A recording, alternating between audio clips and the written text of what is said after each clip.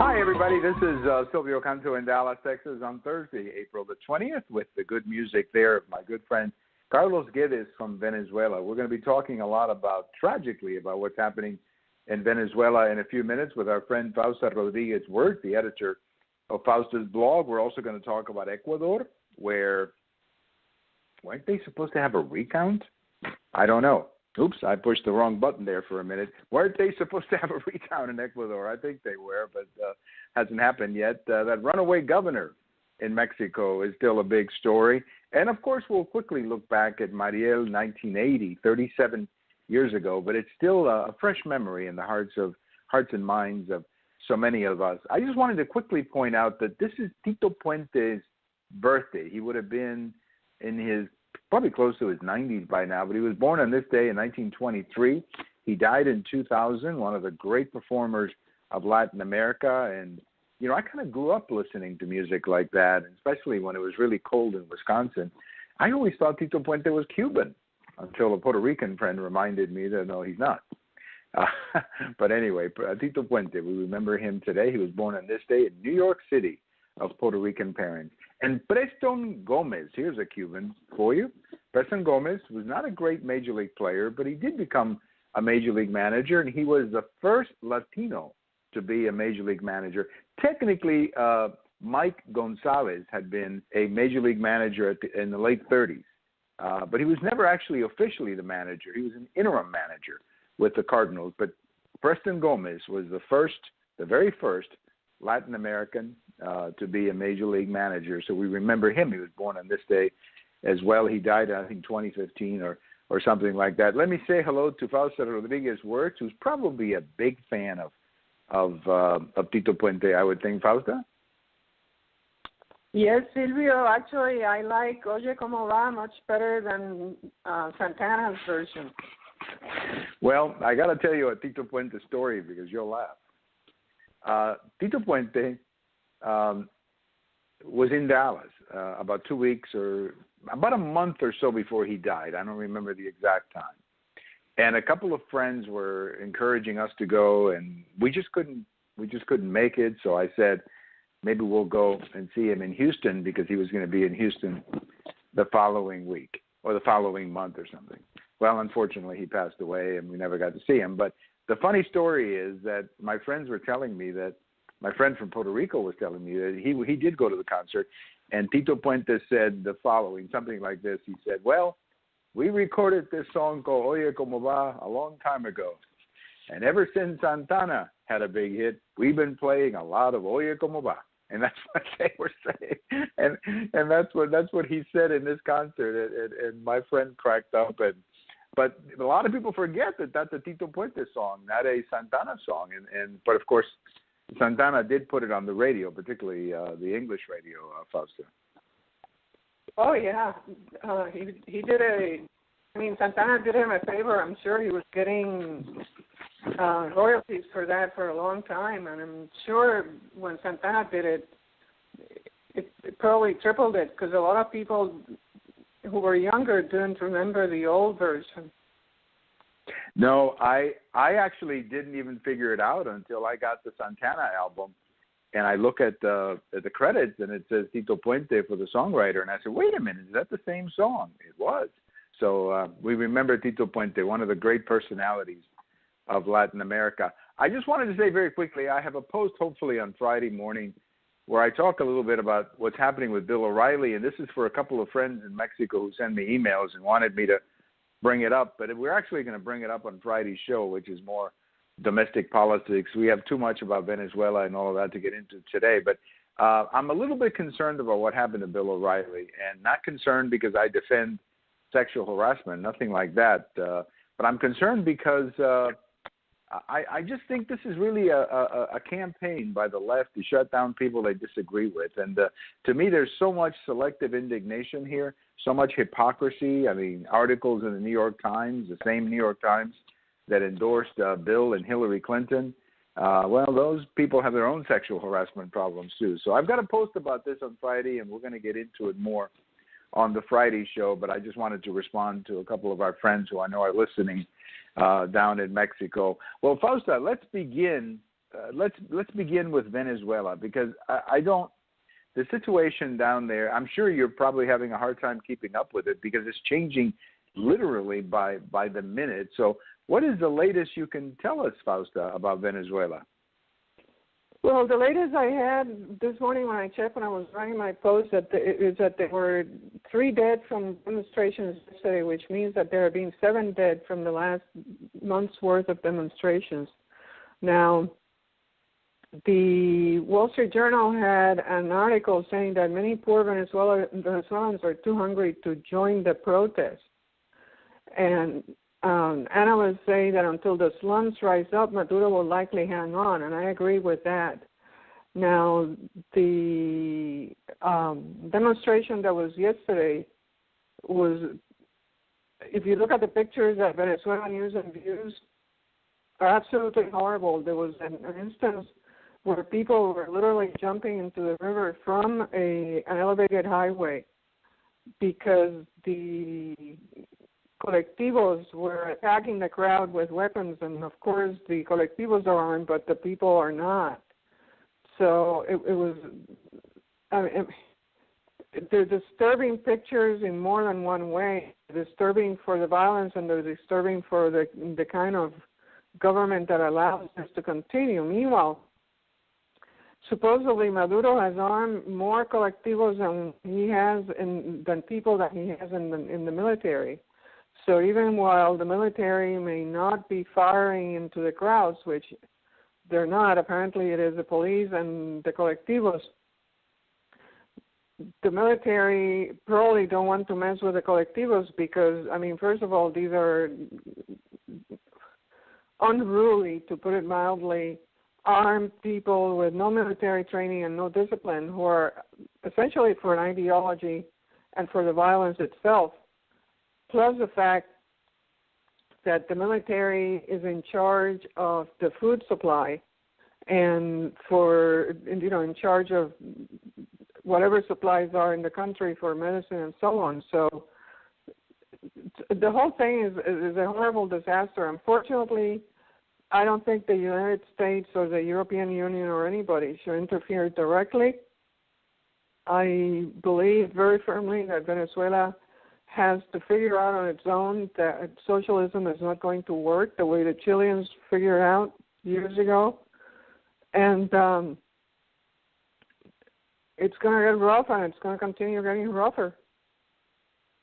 Well, it is because, when I saw the scene of that young woman, her body after she had been, I think she was hit by something that fell from a building, right? She wasn't actually shot, right? But when I saw that young woman's body on the street and people around her, it reminded me of that scene in Iran in 2009. Remember when there was remember the young woman who was killed in Iran and Tehran?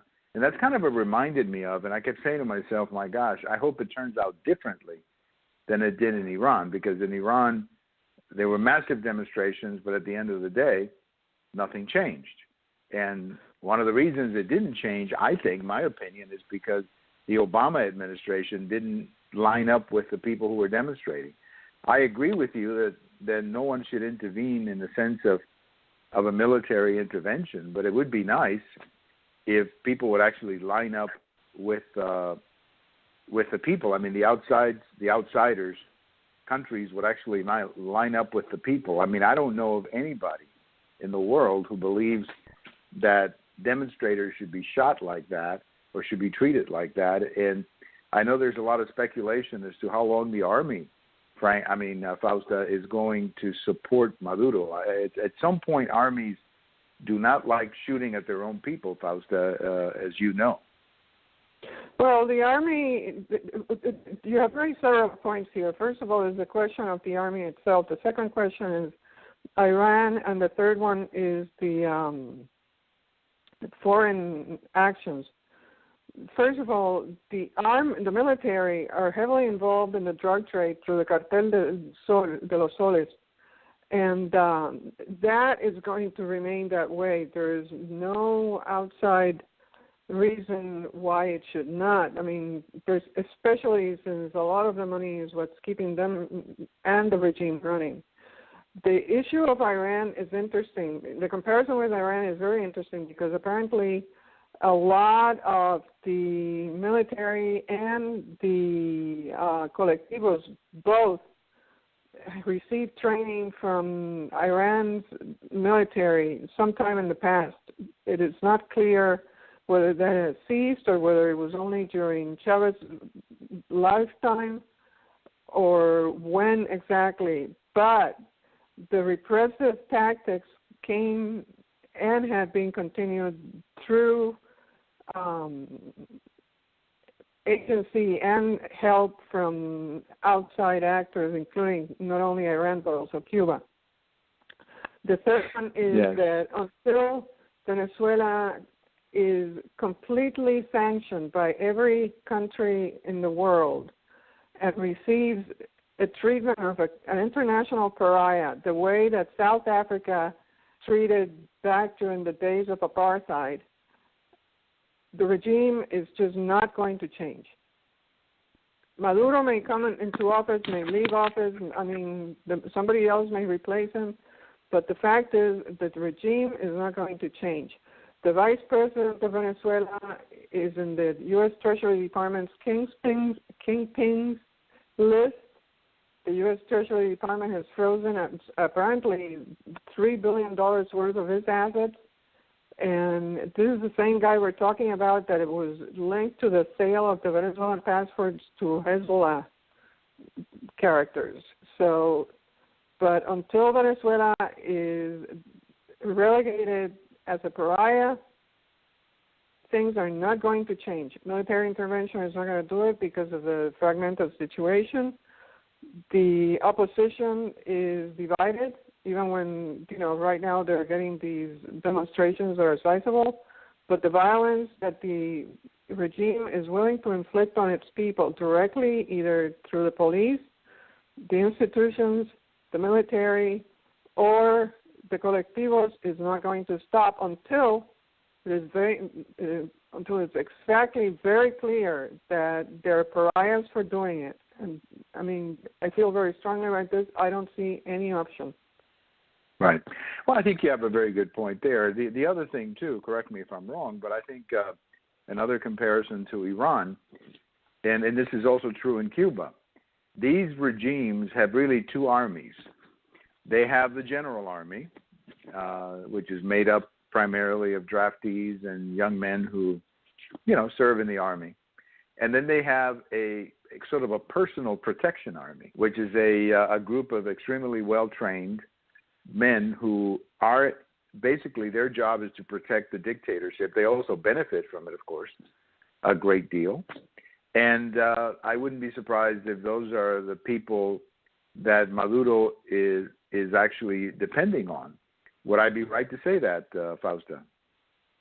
Not only you are correct, also the fact is that Cuba is in charge of the intelligence service in Venezuela and also in charge of issuing passports and permits.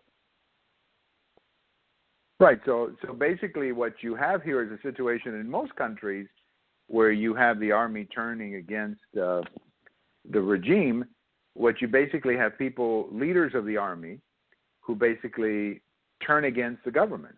Well, Cuba is a classical case of Batista in the 1930s. I'm sure that others throughout Latin American history, there are other examples. I think Pinochet would be another example like that. And they command significant numbers of forces that they can actually take over the army and then, in a sense, take over the country. Here, I think what would have to happen, or what could happen, would be a bloody fight between these special militias protecting the regime and the army itself, and I fear these militias are perhaps better armed and more willing to fight than the regular army, Fausta. I do not have enough information to speculate on that, just because of the fact of the regular army's involvement with the Cartel de los Soles. I don't have enough information on the Cartel de los Soles to know what kind of, tactics and so on do they use? Yeah. Well, if they're involved with cartels, that means they're benefiting. I mean, if they're involved with cartels, then that means that they're profiting in their position right now. In other words, Maduro is allowing them to become very rich with these cartels, and that, of course, means that these militias, these armies, these officers have a vested interest in keeping the regime in power. I mean, I think you would agree with that, Fausta. Well, yes, the same thing with the colectivos, which are the ones being armed. I mean, the regime, see, one thing that a lot of people don't realize is that this communist regime has been consolidating power around itself since the days where Hugo Chavez was barely getting started. So they have had more than a dozen years to almost perfect this to the point where everything and everybody is contingent on what goes on in that regime, as opposed to any kind of independent institutions or even agencies. Even the criminals are involved with the government. So it's a horrible situation. I feel very bad for the Venezuelans, and I don't think this is something that the changes can come from the exterior unless, like I said, there's a complete pariah status, which I think is extremely unlikely to happen, because if you look at the United Nations and places like that, they're very sympathetic to anything that is not democratic or anything that is not rule of law. There are a lot of corrupt countries in the UN. Oh, sure, and a lot of countries in the OEA or Organización de OAS or whatever, who just don't want to get involved. They simply do not. I mean, they may say this or that, but at the end of the day, they're not going to get involved because it's always been their tradition not to get involved in anything that goes on. And another country, it reminds me of a professor from Colombia one time who spoke at the university, and I had a chance to listen to him. I think his last name was Londoño, and he was talking about Latin American politics and all of that. And after the session, I went up to him and I asked him about why is it that more Latin American countries don't take a position on Cuba and or call for elections in Cuba or something like that. And he said something to me. He said, well, the reason a lot of these countries don't get involved is because they don't want to expose themselves to having to have examinations of their own elections or whatever.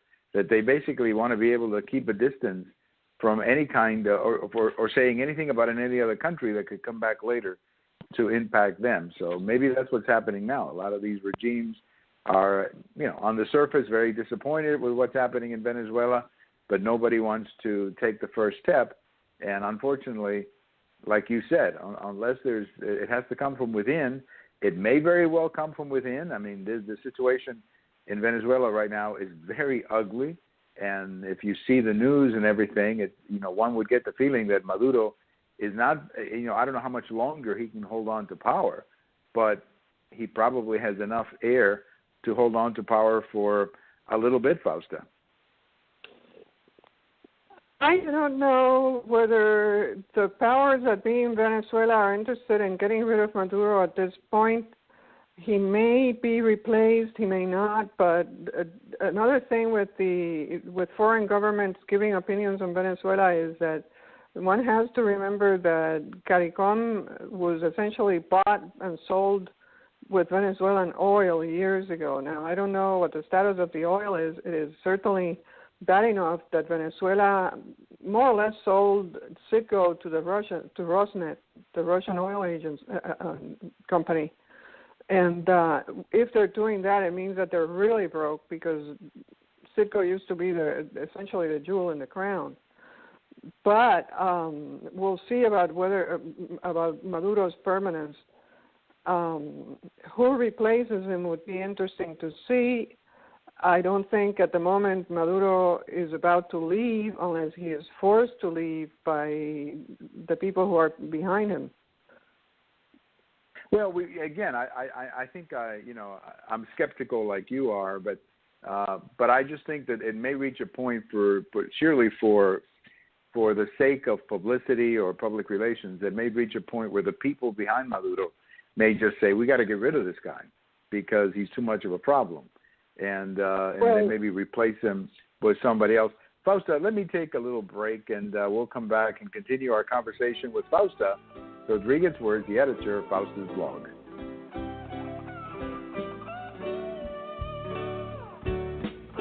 This is Carlos Guedes, harpist, and I would like to see you guys this Saturday night at Nola Brasserie Authentic Cajun and Creole Restaurant, located at 1201 Main Street, downtown Dallas.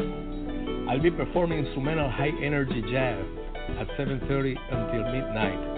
So make your reservation today at 469-872-1820. One of the best things you can do around here on Saturday nights is go see Carlos play. I mean, it's just absolutely fantastic. And the food is absolutely great as well. Let's get back to Fausta Rodriguez Wertz. We were just talking about Venezuela. Fausta, you were going to say something. I had indicated right before we took a break that I feel that maybe even the people supporting Maduro, I mean the inner group supporting him, may come to the conclusion that he's simply too much of a public relations nightmare, and may replace him with one of their own, but nevertheless replace Maduro just to get him off stage. And you were going to say something, and then we had to take a break. So go ahead and finish, Fausta. Well, the problem with replacing Maduro is not so much replacing him. The problem with replacing Maduro at this point is that the few Venezuelans who remain believers in the late Hugo Chavez essentially say, well, things are bad because Chavez died. Once you replace Maduro, who's going to take the blame? Because Maduro comes across as a bumbling fool in more than one way. But once you replace Maduro and you have somebody else who does not come across as a bumbling fool, then you're going to have to start thinking, well, why exactly things this horrible? And, of course, they're not going to blame socialism, which is why. They're going to blame the empire. They're going to blame everything else. Mm-hmm. But people will still say, well, if Chavez was around, things would be better. So replacing him means that somebody else is going to be willing to take the blame. And that's not a light subject. I mean, that's going to present a problem. Yes, I kept thinking maybe Raúl Castro can offer him a bus route in Havana, give him a bus route. Raúl Castro is about to apparently Raúl Castro is going to retire next year, and King Philip of Spain and the Prime Minister of Spain, Rajoy, are going to visit him. Well, why don't we go there next? That's an interesting group to go to Cuba. What do you think is behind that? I'm sure I'm sure they're there, I guess, to promote business or whatever, but that's interesting that both are coming together for Fausta. Well, I think what happens is, first of all, Spanish businesses in general, not directly the government of Spain, but Spanish businesses for decades have invested hundreds, if not thousands of millions of dollars in Cuba. They have not been paid. And maybe it is that the Prime Minister of Spain is hoping that now that there is business coming from the United States and the so-called embargo was eased and so on, there might be a chance to be able to collect on some of that money if they promise some more investment, at least nominally. I don't know whether that's what's behind the rationale. If it is, there's an old saying, throwing good money after bad. So yes, I wouldn't expect I wouldn't expect that the communist regime in Cuba, which is still communist, even if Raúl Castro retires or not, is going to change its spots and decide that we're going to make do with whatever money we can keep, and we're going to start paying foreigners because historically they have not. And the regime itself will not change in that aspect, even when Raúl is gone, whether he's retired or what. Well, also, if they start taking care of foreigners, they're going to have a lot of foreigners showing up, including a lot of Americans who are still trying to get their money. So it's we'll see what happens, but it is interesting that both of them are going together. Fausta, let's jump to Ecuador, where they apparently, they still haven't had a recount, as you last reported. You think that's ever going to happen?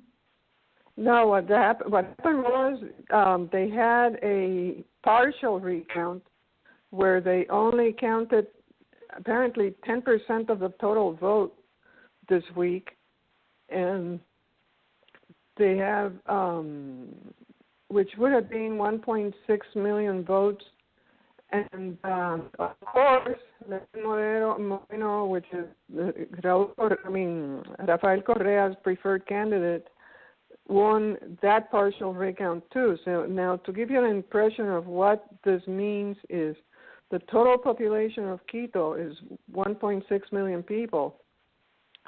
So if you had a recount in the United States of, say, 10% of the total votes, you would have, I don't know, about a million votes or so. Well, they'd be about 10 million in the United States, because we have 125 million people who voted, so I guess it would be 12 million, something like that, yeah. Right, it would be like 12 million votes, and then you say, well, we have a recount, and whoever comes out on top comes out on top, and there's no reason to doubt it. So it looks very bad for an outsider like myself. The opposition in Ecuador, of course, is very unhappy, and I think personally that it's a travesty to do something like that. If you're going to have a recount, have a real recount of every district, every ballot, with international observers, with transparency, and make public every step of the way.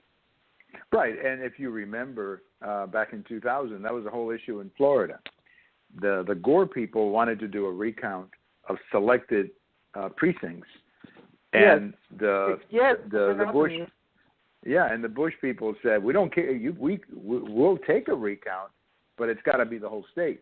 I mean, and then the Supreme Court basically said, no, if you have a selective recount, you're not treating every vote the same, and that's what led to the famous Bush versus Gore decision that people continue to misrepresent, saying that the Supreme Court elected Bush. No, that's not what the Supreme Court did. The Supreme Court simply correctly said that you couldn't do a partial recount. I think the problem down in Ecuador, Fausta, is that every day that goes by is one day that Lenin Moreno comes closer and closer to becoming president, and then after that you can kiss the recount goodbye. But here's another example, Fausta, of where the OAS or Latin America could play a role here and simply say, we're not going to allow, a country to get away with something like this. But, I don't have a lot of faith on the OAS. I think it's pretty much of a worthless group when it comes to doing anything other than, whatever the heck they do, Fausta. About the only people who had made a hassle about the OAS decision was Venezuela, when the OAS threatened to take its charter because of the lack of democracy. And look where that has gone to. Right, exactly, yeah. That hasn't worked out too well. Well, in Mexico, a couple of stories coming out of Mexico. By the way, anything new with Kate Castillo? Did they ever find her in the Netflix series? Is she still lost in the streets? La Primera Dama, is she still lost? That is reporting that I couldn't take it anymore, and I'm watching Fargo instead now that it started last night on FX. Good for you, Fausta. I'm glad to see that you've made a good decision. But anyway, there is a runaway governor, but I saw a story. I think, I could be wrong, please correct me, Fausta, but I thought I saw a story that the runaway governor had been found somewhere. So what can you tell us about the famous runaway governor? Well, actually, there were more than one runaway governors in plural. I believe there were 5 on the lam, and 2 were caught. The first one was the governor of Tamaulipas. Remember where the students disappeared? His name is Tomás Yarrington, and the big scandal on this, if it was someplace other than Mexico, is that documents show that he was assigned official police bodyguards while he was evading arrest warrants last year. The Attorney General of Tamaulipas under a previous administration authorized Tamaulipas state policemen to provide security to Mr. Yarrington anywhere in Mexico between July and December of 2016. Now, Yarrington was found in Italy, and he was arrested on Sunday on a U.S. warrant by Italian police when he was after he was leaving a restaurant in Florence, Italy. Now, he is wanted both in Mexico and the United States for drug trafficking and money laundering. But this is a guy, I don't know if you remember years ago, he was the guy who was playing the Gulf cartel, the Zetas, and the Beltran Leiva cartel against each other. So that's why he needed official state security. I mean, when you're doing that, somebody's going to fry you. But in any case, then there were 4 other governors, all of them from the PRI, from Veracruz, Tamaulipas, Coahuila, and Chihuahua. Now, they got the guy from Tamaulipas, and they also got the guy from Veracruz. The guy from Veracruz is the guy who left a public debt of $837 million. He was found in Guatemala, and he had escaped by helicopter. It's like something out of a movie. But he said that his administration spent something like $2.5 billion that was unaccounted for. So that's I wonder where that money went. But this guy at least was this guy at least was in Guatemala. He didn't go all the way to Italy to have dinner in a restaurant in Florence. Right. Duarte was expelled from the PRI, and the guy from Tamaulipas, I believe, has not been expelled from the PRI yet. But well, I thought it was. I got to tell you a couple of quick stories about that. Corredor in Mexico, a corredor is what they that's the popular expression for a insurance broker, what we would call an insurance broker up here. Yeah. So when I saw that el corredor, I mean, that's kind of probably a new expression. I'm sure a lot of Mexicans are having fun with that word. And Tamaulipas, this is something for years. When I lived in Mexico City, I would see license plates that would say TAMPS, TAMPS. And I always thought it was Tampico. So one day, I don't know, I just always thought it was Tampico. So one day I said to one of the Mexican fellows that I was working with, and I said, man, why do I see so many cars from Tampico here in Mexico City? He says, no, that's not Tampico. That's Tamaulipas, which is a state right on the U.S. border. In fact, I'm trying to remember what the major. I think what's the city that I forgot the name of the city. The major city in Tamaulipas. It's not Aguascalientes. Something else.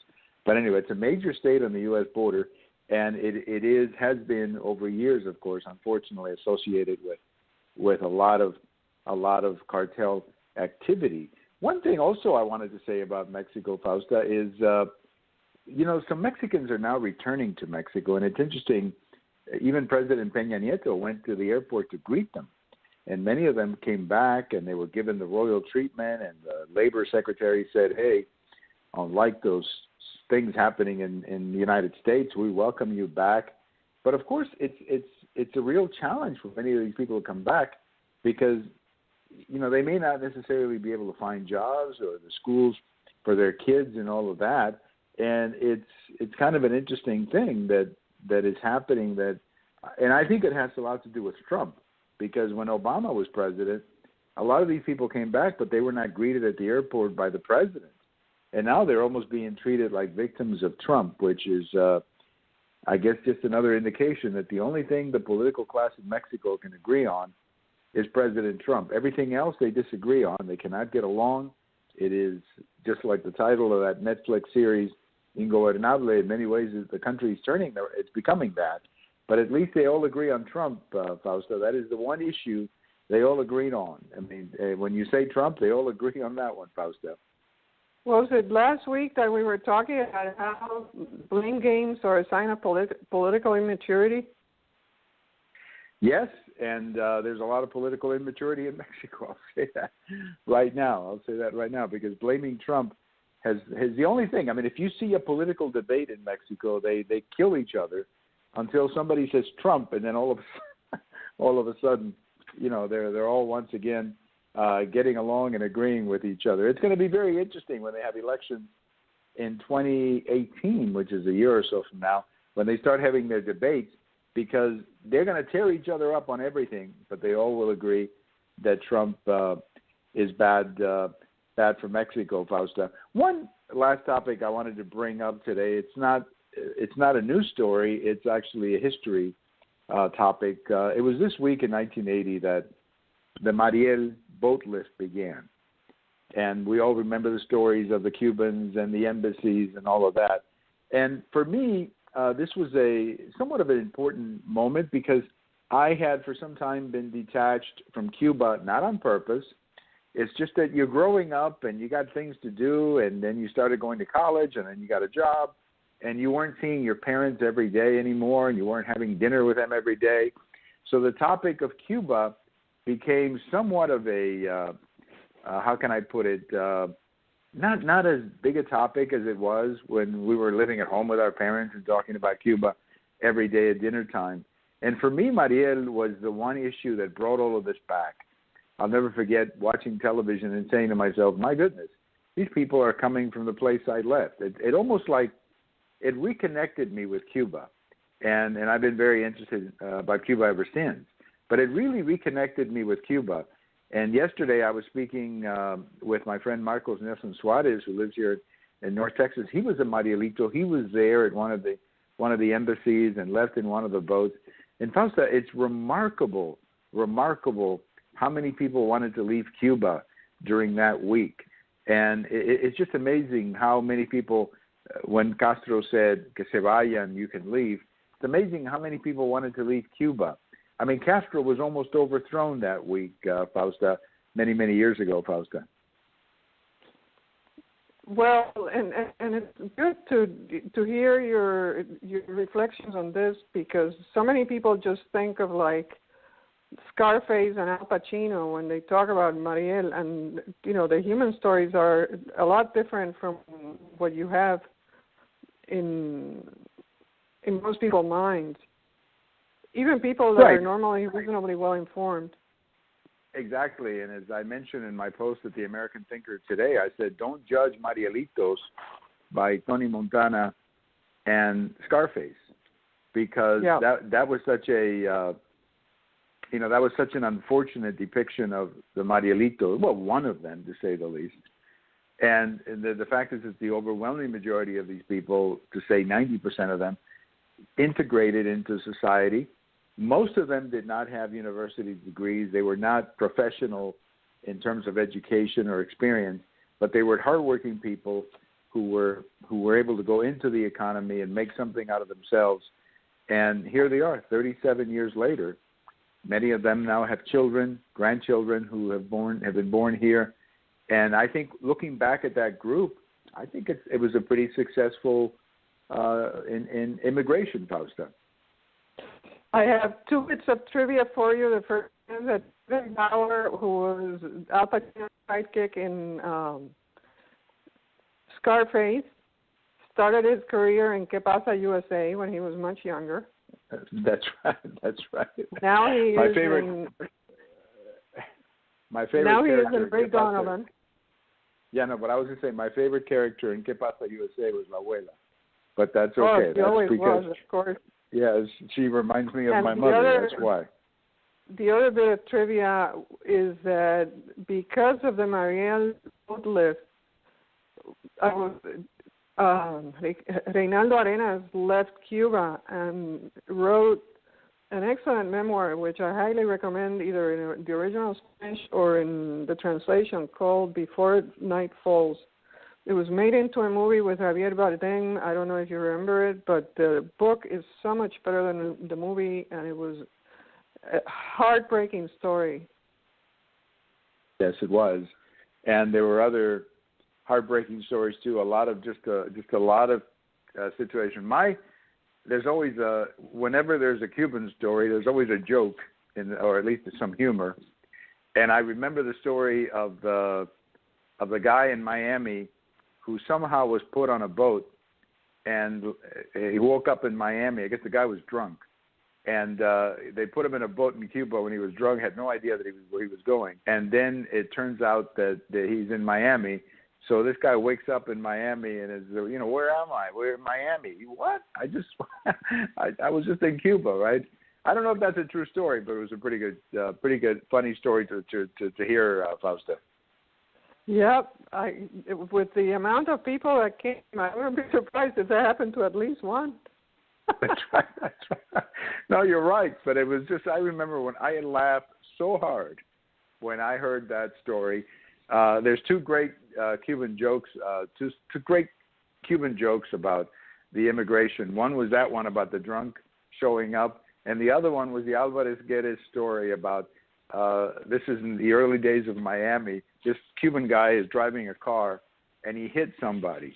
So the guy throws himself on the street pretending to be dead, and the Cuban guy gets out of the car and looks at him and says, "Hey, don't do that, because I'm Cuban too and I'm broke, so you're not going to get any money from me."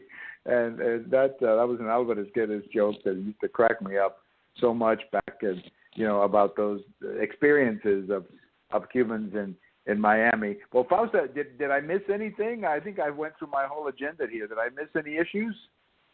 I think we covered everything that was. I think we covered everything. Well, I definitely want to thank you again for your participation. I want to thank you again for your excellent coverage of Venezuela. And maybe the next time we do a show, we'll try to get our friend Daniel Ducanal to join us. Like you, I have been following his stuff. I am a subscriber to his blog, so I get his stuff daily by email, and I know that you probably get a lot of it yourself. But he's doing at least a pretty good job of reporting what's going on. But I would think it's getting hard to report the stuff because lack of electricity and lack of internet. A lot of stuff it's hard to get it out of the country, Fausta. Well, not only that, you're in a zone of great upheaval. And for instance, he posted yesterday that he got gassed briefly just because he was, in a neighborhood that was having some, gassing and so on. Yeah, but well, what's interesting... It was horrible. Yeah, it was. And what's interesting is some Facebook friends of mine who do not live in Caracas, they've been posting some pictures of what's going on in their towns. It's pretty... This is happening all across the country. It's not just in Caracas. Caracas, of course. Caracas, of course, gets a lot of the attention because of the national and international media and because the crowds are larger, of course. But, man, it's happening all over the country, and we pray for the people of Venezuela. We hope that there's at least no more dead people because 7 is way too many. Fausta, as always, thank you for your time. Thank you for the great work you do, and we'll chat again. Keep up the great work at Fausta's blog. Thank you, Silvio. It's always an honor and a pleasure, and we'll do this some more. Let's do it again. I want to thank everybody who's listening over at Babalu. Thank you very much for your support over there. We always appreciate your comments and your reflections on the program. As I said, a very tough week for Venezuela, and we hope that everything works out in that wonderful country of Venezuela. Goodbye, everybody. This is Silvio Canto in Dallas.